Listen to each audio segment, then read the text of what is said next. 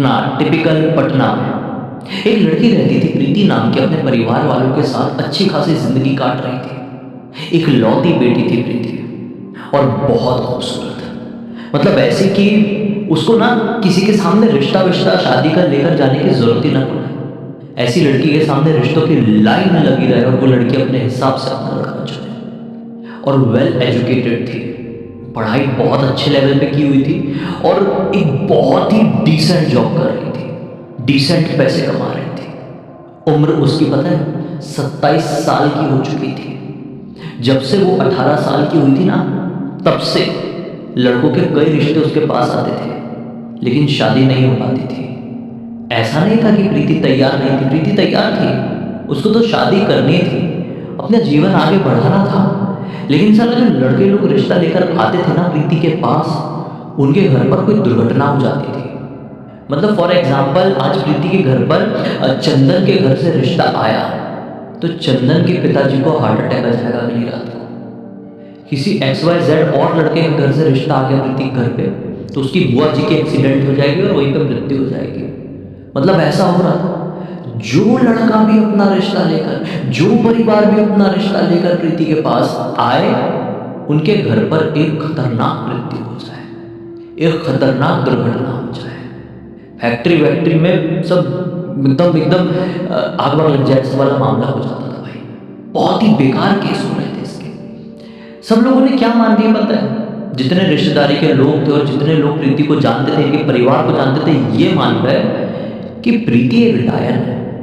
डायन वो नहीं होती जो भूत है करके आती है, वो नहीं होती डायन। डायन मतलब ऐसी औरतें होती है, नॉर्मल भाषा में मैं आपको बताऊं तो, जो ना लोगों के ऊपर काला जादू करती है, चुड़ैल उड़ैल छुड़ देती है, उनके कारण बहुत बुरी बुरी दुर्घटनाएं होती है, वो बहुत मनहूस होती है। ऐसी औरतों को डायन का दर्जा दिया जाता है कई बार। तो सब लोग सोचने लगे कि एक खूबसूरत लड़की के भेष में प्रीति कुछ और नहीं बल्कि एक खतरनाक डायन है, कि कोई भी उसके नज़दीक जाने की कोशिश करता है, कोई भी परिवार उसे अपना रिश्ता जोड़ने की कोशिश करता है, उनकी ज़िंदगी बर्बाद हो जाती है। और यही कारण 18 साल से 27 साल तक तो बहुत रिश्ते आए, लेकिन अब रिश्ते आने बहुत थम से गए। प्रीति बहुत उदास उदास रहने लगी, क्योंकि ये उन लड़कियों में से थी जिनको चाहिए था पति, जिनको चाहिए था ससुराल, जिनको चाहिए था बच्चा, लेकिन ये हो नहीं पा रहा था। बहुत परेशान, बहुत परेशान। एक दिन प्रीति के दादाजी थे भाई। दादाजी डिसाइड करते हैं, पटना के पास के गांव में रहते थे दादाजी, आते हैं पटना, बोलते हैं प्रीति को हम किसी पंडित जी के पास लेकर जाएंगे, उसी कुंडली नक्षत्र दशा वगैरह सब दिखवाएंगे, देखते हैं कि ऐसा होता क्यों है, जिसका भी रिश्ता आता है प्रीति के लिए उसके साथ इतना खतरनाक कांड क्यों। प्रीति को लेकर गए पुजारी जी के पास। पुजारी जी ने कुंडली देखे, पूरी पोथी देखे, एक भी प्रॉब्लम नहीं दिखी। पुजारी जी बोलते हैं ये तो बहुत ही बेहतरीन कुंडली है, मतलब लड़की बहुत पैसे कमाएगी अपने जीवन में, बहुत खूबसूरत रहेगी, किसी चीज़ की कोई कमी नहीं रहेगी, जो सोचे कि वो मिल जाएगा, बहुत अच्छी कुंडली है। तो प्रीति बोलती है पंडित जी ऐसा कुछ हो तो नहीं रहा है, थोड़ा बहुत पैसे कमा ले रही हूँ, लेकिन ऐसा तो बिल्कुल नहीं हो रहा है जो चाहूँ और वो मिल जाए। मुझे मेरी किस्मत तो बहुत ही बेकार लगती है। प्रीति को ऐसा लगा कि पंडित जी की बातों में दम नहीं है, पंडित जी ठीक से पढ़े लिखे नहीं हैं और हवा में कुंडली ऐसी कुछ भी बताती हैं, मुझे देखकर कुछ भी बोलती है। मन उदास करके वो लौट गए। अब क्या होता है, घर पर आती है तो बहुत रीएनालाइज करती है चीज़ों को। आज पंडित जी से मिली और पंडित जी से लगभग 1-1.5 घंटे तक बात चली थी। मैंने तो अभी आपको 1 मिनट में शॉर्ट बता दी कि पंडित जी ने ऐसा बोल दिया, इसने ऐसा जवाब दे दिया। 1-1.5 घंटे की बात चली थी और वही सारी बातों को बैठकर प्रीति अपने कमरे में रीएनालाइज कर रही थी कि सचमुच में मेरे जीवन में कोई प्रॉब्लम है क्या। कुंडली में सब कुछ ठीक है, लेकिन फिर भी चीज़ें इतनी गड़बड़ क्यों है। फिर अचानक से उसका दिमाग चला, कहीं जो मुझसे शादी करना चाहते हैं, जो मेरे पास रिश्ता लेकर आते हैं, उनके साथ जो दुर्घटनाएं हो जाती है, उसका संबंध मेरे वो सपनों से तो नहीं। सपनों से आप लोग कंफ्यूज हो रहे होंगे ना, समझाता हूँ कैसे क्या था, पूरा डिटेल में अभी समझो आप चीज़ को। इसने सोची उस सपनों का ही तो खेल है। उसने तुरंत ही अपनी एक कज़न दीदी को फ़ोन करी। कज़न दीदी पटना में ही रहती थी, शादीशुदा थी। कोई चाचा मामा की लड़की वगैरह रही होगी। बोली दीदी घर पर आओ, आपसे बहुत गहरी बात करनी है, ऐसी बात करनी है जो मैं किसी को इतनी आसानी से बोल नहीं पाऊंगी, बहुत हिम्मत लगेगी, आपसे बोल पाऊंगी। दीदी बोली ऐसा क्या हो गया, आती हूँ। दीदी घर पर आती है, दीदी को अपने कमरे में बैठाती है। प्रीति बताती है दीदी आपको तो पता ही है कि कितना कुछ हो रहा है मेरे साथ, जो भी रिश्ता जुड़ने की कोशिश करता है उसका तो सब खत्म हो जाता है। मुझे पंडित जी के पास लेकर गए थे, पंडित जी ने बोले कुंडली में सब कुछ ठीक है लेकिन कुछ तो गड़बड़ है जो समझ में नहीं आ रहा है। दीदी एक गड़बड़ है जो मुझे समझ में आ रही है, मैं आपको बताऊं क्या, आप गुस्सा तो नहीं करोगे। दीदी बोलती है मैं गुस्सा क्यों करूँगी भाई, क्या गड़बड़ है बता तो। प्रीति बोलती है दीदी मुझे ना काफ़ी सालों से एक सपना आता है, खासकर मैं 18 साल की हुई ही, मेरा जन्मदिन हुआ ही उसकी अगली रात से मुझे ये सपना आने लगा। दीदी बोलती है क्या सस्पेंस क्या क्रिएट कर रही है, कौन सा सपना। ये बताती है मैं सपने में अपने आप को एक बहुत बड़े बहुत खूबसूरत बगीचे में पाती हूँ। उस बगीचे के बीचों बीच एक बहुत प्यारा सा घर है, बहुत सुंदर सा, समझ लो मेरा ड्रीम हाउस। मैं उस घर के अंदर जाती हूँ, उस घर के अंदर एक बहुत ही खूबसूरत लड़का मेरा इंतज़ार कर रहा होता है, एक ऐसे बिस्तर में बैठकर जो कि एक फेरी टेल सा दिखता हो, एक ऐसा बिस्तर जो इतना प्यारा हो जिसको देखकर ही नींद आ जाए, सुकून की ऐसा सुकून जो ज़िंदगी में कभी किसी को मिल ना सके, उस बिस्तर में वो मेरा इंतज़ार कर रहा होता है। वो लड़का इतना सुंदर है ना दीदी, उसके जैसा इस दुनिया में कोई हो ही नहीं सकता।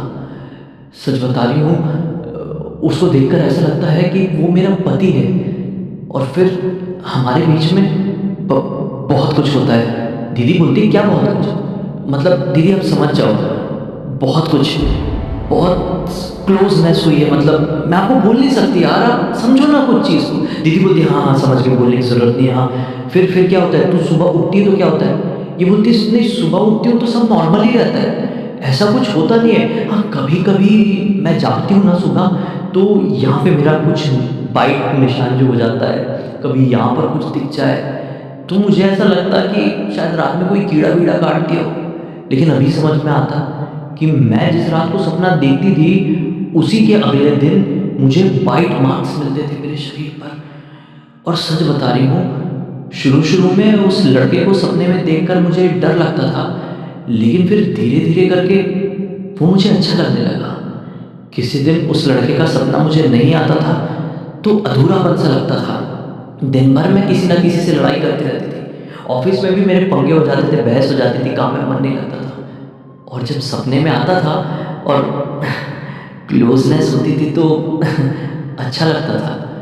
लेकिन ये सारी चीज़ें अच्छी लगना नहीं लगना वो एक साइड थी। अब मैं सारी चीज़ों का परम्यूटेशन कॉम्बिनेशन बनाकर देख रही हूँ तो मुझे ऐसा लगता है सपने में जो मुझे दिखाई देता है वो कोई भूत ऊत तो नहीं है, वो कहीं मुझे अपनी पत्नी तो नहीं मानता है जैसे मैं सपने में उसको अपना पति मानती हूँ, कहीं वो भूत मुझे अपनी पत्नी तो नहीं मानने लगा है। और असल ज़िंदगी में मेरे पास जो भी रिश्ता आता है वो सपने वाला मेरा भूत जो सपने में मेरा पति है वो रियल दुनिया में आकर कहीं रियल लोगों को तो नुकसान नहीं पहुंचाता है। दीदी बोलती है ये बड़ी अटपटी बात बोल रही है तू, सपने से तेरा सपने वाला पति निकल कर असली में होने वाले पति के परिवार को नुकसान पहुंचाता है। बहुत फिल्मी लग रहा है, बहुत ड्रामेटिक लग रहा है, ये कैसी सच्चाई हो सकती है। ये बोलती है दीदी मैं भगवान की कसम मम्मी की कसम खाती हूँ, सचमुच में होता है। जब मैं 18 साल की हुई थी उसकी अगली रात से मुझे ये सपना बहुत रेगुलर आता है दीदी, क्या बताऊँ भी। देखना आज आपसे बात करी, आज रात को भी आएगा, इतना सा भी सोच लूँ उसके बारे में वो दिखता है दीदी। और आप विश्वास नहीं मानोगी, इतने सालों में ना 18 से मैं 27 की हो गई, इतने सालों में सपने में वो लड़के की एज भी बढ़ती हुई मुझे दिखाई देती है। दीदी बोली बाप रे ये तो बहुत अजीब बात कर रही है तो मुझे कुछ समझ में नहीं आ रहा है। हाँ मैंने सुनी हूँ सपने में आते तो हैं जिन्न वगैरह और लड़कियों के साथ बहुत बार संबंध वगैरह बनाते हैं। अगर तेरे साथ भी अगर ऐसी कुछ केस है तो ये मामला बहुत बिगड़ा हुआ है। ये बोलती दीदी हाँ ना यार मुझे बहुत डर लग रहा है। दीदी बोलते रुक अब तू मेरे ऊपर छोड़ दे, मैं बात करती हूँ तेरे पापा से। ये बोलती देखना थोड़ा संभाल कर बात करना, मुझे बहुत डर लग रहा है, पापा मुझे गुस्सा करेंगे, मारेंगे। ये बोलती है अरे तेरी थोड़ी गलती है, तेरी क्या गलती है, तेरे साथ तो ये सारी चीज़ें तब हो रही जब तेरे हाथ में कुछ है ही नहीं, कंट्रोल ही नहीं है तेरा दिमाग में, तब तेरे साथ ये सब कुछ घटता है सपने में। मैं बात करती हूँ तेरे पापा से। अब दीदी गई, दीदी ने इसके पापा से और मम्मी से जैसे तैसे करके बात कर ली, और अब प्रतिक्रिया बिल्कुल उल्टी। मम्मी पापा ने इसको नहीं डांटा, इसको भी अच्छा लगा। उल्टा मम्मी ने इसको बोली बेटा जब तुझे इतना कुछ हो रहा था, तू इतना कुछ फेस कर रही थी, तो तू हमको एक बार बताई तो होती, हम कुछ कदम उठाए होते पहले। चल कोई बात नहीं। इतने में पापा ने इधर उधर फोन लगा के कोई तांत्रिक बाबा वगैरह के बारे में पता लगा लिया। अब ये लोग मिल के एक बाबा के पास जाते हैं, तांत्रिक बाबा। तांत्रिक बाबा पूरी स्टोरी सुनते हैं अकेले कमरे में इसके साथ बैठकर। बोलते हैं कि ठीक है मैं एक अनुष्ठान बताता हूँ, कर देना। बोले क्या? बोले कुछ नहीं, आज रात में एक ताबीज़ दे रहा हूँ, उस ताबीज़ को अपने तकिया के नीचे रख कर सो जाना, और फिर अगले दिन उठना और घर के आसपास जो भी कुआं होगा उस कुएं में आँख बंद करना, याद करना उसके चेहरे को, उस भूत को जो भी सपने में तुम्हें दिखाई देता है, और उसको बोलना कि मेरी ज़िंदगी से अब चले जाओ, हमारा सफ़र इतना ही था। ऐसा बोल के वो ताबीज़ को कुएं में डाल देना, सब ठीक हो जाएगा बेटा, चिंता मत कर। बोले ठीक है। पापा ने ताबीज़ बना कर दे दिए। आज रात में आई, ताबीज़ रखी, इसने अपनी तकिया के नीचे, अगले दिन सेम काम कर दी, और आप विश्वास नहीं मानोगे अगली ही रात से इसको सपने आना बंद हो गए। शुरुआती 1-2 दिन में तो इसको ऐसा लगा कि सपने शायद इसलिए नहीं आ रहे हैं कि एक वो प्लेसिबो इफेक्ट जैसा होगा। बाबा ने बोले थे कि अब सपने नहीं आएंगे, तो नहीं आ रहे, मेरा दिमाग गेम खेल रहा है, कुछ दिन बाद आएंगे। लेकिन कुछ दिनों बाद भी सपने नहीं आए, और चमत्कारिक तरीके से एक बहुत ही बढ़िया लड़के का रिश्ता आता है इनके घर पर। वो बढ़िया लड़का भागलपुर का रहने वाला था। बिहार में ही एक शहर है भागलपुर, उसके पास एक छोटा सा गांव है, वहाँ का रहने वाला था। इनका रिश्ता आता है। लड़की बड़ी घबराई हुई थी और इन लोगों को इनके बारे में कुछ भी नहीं पता है। रिश्ता जुड़ा और चमत्कारिक तरीके से लड़के के घर वालों को इस बार कुछ नहीं हुआ, लड़के को भी कुछ नहीं हुआ, और शादी धूमधाम से हो गई। शादी होने के बाद इसको ऐसा लग रहा है कि भाई कुछ तो गड़बड़ होगी, कुछ तो गड़बड़ होगी। शादी होने के मतलब बहुत देर बाद नहीं, आज के ही दिन, आज ही शादी होकर ये भागलपुर गाँव आई अपने पति के घर पर। और आज फर्स्ट नाइट है, ये अपने बिस्तर में बैठी हुई है और पति अपने दोस्तों के साथ कुछ भी बातचीत कर रहे हैं, थोड़ी देर में अंदर आने वाला है। पति अंदर आए, अचानक से इसके पेट में भीषण दर्द हो गया, बहुत जोर का दर्द, इतना जोर का दर्द कि मैं क्या ही बताऊं। नहीं समझ में आ रहा था इसको, ना ही पति को कुछ समझ में आ रहा था। पति ने अब गांव में, छोटा सा गांव में दाई अम्मा वगैरह जो रहती है ना, एक दाई अम्मा को बुलाया। दाई अम्मा ने चेक करी पेट वेट। दाई अम्मा बोलती है ये बहुरिया तो 3 महीने की प्रेग्नेंट है। अरे बाप रे, पति का दिमाग वाइब्रेट हो गया। पति का नाम रतन था, उसका दिमाग वाइब्रेट हो गया। बोला ये कैसे पॉसिबल हो सकता है, अभी घर के बड़ों को ये बात नहीं पता है। कमरे में सिर्फ प्रीति, दाई अम्मा और रतन है। दाई अम्मा ने रतन को बोली, रतन भड़क गया उसके ऊपर। बोला अरे आज ही शादी हुई है, आज ही तुम विदाई लेकर घर पर आई हो, आज ही क्या पता चल रहा है, कहाँ पर गुलछर्रे उड़ाई थी, हमारी ज़िंदगी क्यों बर्बाद करी, उसी से शादी क्यों नहीं करी, ये सारी चीज़ें लेकर रतन उसके ऊपर चढ़ गया। और प्रीति रो के पागल हो जाए, बोली नहीं नहीं नहीं मैंने नहीं करी, कुछ नहीं करी। दाई अम्मा के जाने के बाद ये जैसे तैसे करके रतन को समझाती है कि आप तो इतने पढ़े लिखे हैं, दाई अम्मा को क्या पता, हाथ लगा के क्या बता रही है वो। कल एक बार डॉक्टर के पास चलते हैं ना प्लीज़, देख लेंगे वहाँ पर जो कुछ भी होगा, डॉक्टर जैसा भी बोलेगा आप उस चीज़ को मानना ना, इनकी क्या मान रहे हो, एक बार अल्ट्रासाउंड वगैरह करा देना भागलपुर में चल के। बोला ठीक है, कल तक का मैं इंतज़ार करता हूँ, अगर कल तुम प्रेग्नेंट निकली ना तो सोचना मैं क्या तहलका मचाऊंगा। रतन का तो दिमाग ही खराब था, पूरी रात रतन सो नहीं पाया और ना ही ये सो पाई। अगला दिन निकला, ये लोग भागलपुर के अस्पताल पहुँचे एक अच्छे, वहाँ पे अल्ट्रासाउंड हुआ और क्या पता चलता है कि प्रीति प्रेग्नेंट नहीं है। तो फिर दाई अम्मा ने ये बात कैसे बोली थी, दाई अम्मा भी ऐसे ही बोल सकती है, एक्सपीरियंस्ड होते हैं वो लोग। प्रीति को एक्चुअल में पेट में कुछ फील हो रहा था। प्रेग्नेंट औरतों को पता रहता है कि मेरे पेट में कुछ है, और वैसी वाली फीलिंग इसको थी। अल्ट्रासाउंड में तो नो आया है, ठीक है चलो ये बहुत असमंजस में है। रतन का माइंड शांत हो चुका है, उसको लगा कि चलो दाई अम्मा को पता नहीं था। ये लोग अपने घर पर आए और ये दिन भर से उदास है, हल्की हल्की रो भी रही है कि मुझे ऐसी फीलिंग क्यों आ रही है, क्यों आ रही है, क्यों आ रही है। रात का वक्त होता है, ये लोग सो जाते हैं। सुबह अचानक से रतन की चीखने की आवाज आती है और ये गड़बड़ा उठती है। क्या हो गया रतन, क्यों चिल्ला रहे हो? रतन बोलता है क्यों चिल्ला रहे हो, क्या तुम्हारे पेट को देखो। वो तुरंत अपने पेट को देखती है तो उसके मुंह से भी चीख निकल जाती है, क्योंकि उसका पेट एक 9 महीने की प्रेग्नेंट औरत के जैसा दिख रहा था। जी हाँ, पिछली रात तक सब कुछ नॉर्मल था, एकदम फ्लैट पेट था, कोई भाई ऐसा चर्बी वर्बी भी नहीं थी इसके पेट में, लेकिन अभी 9 महीने जैसी प्रेग्नेंट दिखाई दे रही। रतन चिल्लाता हुआ बाहर चले गया, मम्मी पापा कैसी लड़की से शादी करा दी है, अंदर चल के देखो क्या है वो लड़की, भूत पिशाचनी क्या है, उसका पेट देखो। भागते हुए मम्मी पापा रिश्तेदार अंदर आए, देखे कि ऐसी बैठी हुई है। इससे बोले क्या हो गया बहू, या पेट इतना कैसे फूला हुआ है, प्रेग्नेंट है क्या, ये है वो है। उसने सिर उठाई, क्या बोलती है, तुम लोग मेरी पत्नी को मुझसे दूर करोगे, एक एक को कच्चा चबा जाऊंगा, किसी को नहीं छोड़ूंगा।